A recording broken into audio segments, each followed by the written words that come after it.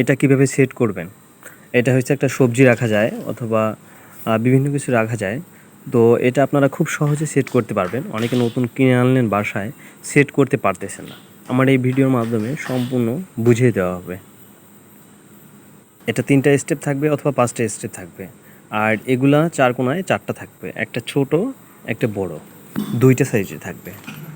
ছোটগুলা এখানে পিছনে এই দেখেন কিভাবে লাগাই, একটু ফলো করুন তাহলে বুঝতে পারবেন। এভাবে করে 4টা লাগিয়ে নেবেন।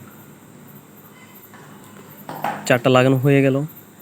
এখন উপরের যে স্টেপটা আছে ওখানে আপনি বড়টা দিবেন।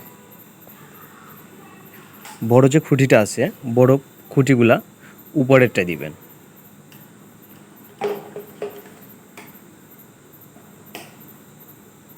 সবগুলো লাগানো হয়ে গেল।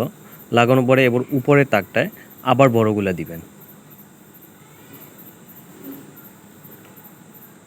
এভাবে করে 4 কোণায় 4টা লাগিয়ে নেবেন।